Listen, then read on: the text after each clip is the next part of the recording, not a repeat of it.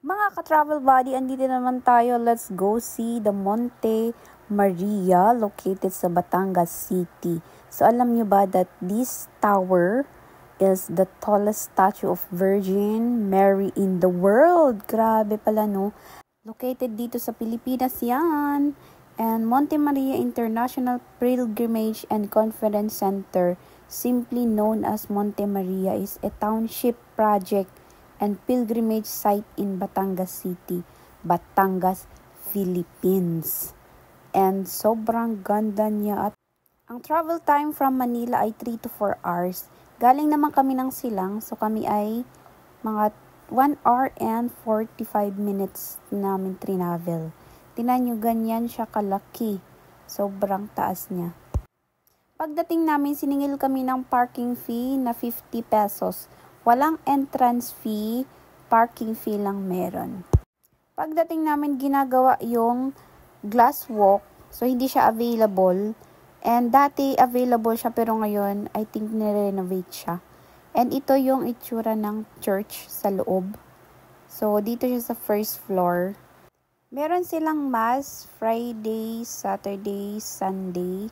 Pero pagdating namin, hindi siya weekend, so walang mass. And doon na lang kami umakyat sa taas, sa pinaka yung hand niya. And meron siyang entrance fee na 150 pesos. And meron din silang ino-offer na membership para sa mga pilgrimers. I think free siya. Pero hindi kami pilgrimers. And yan, nagbayad kami ng entrance, 150 pesos each.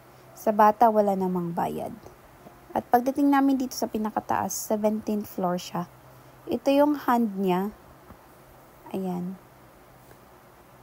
Paglabas, ganyan siya. Ang taas niya at sobrang ganda. Alam niyo ba na kapag ang tao ay mag-climb, ay 420 step from the ground level to reach the crown.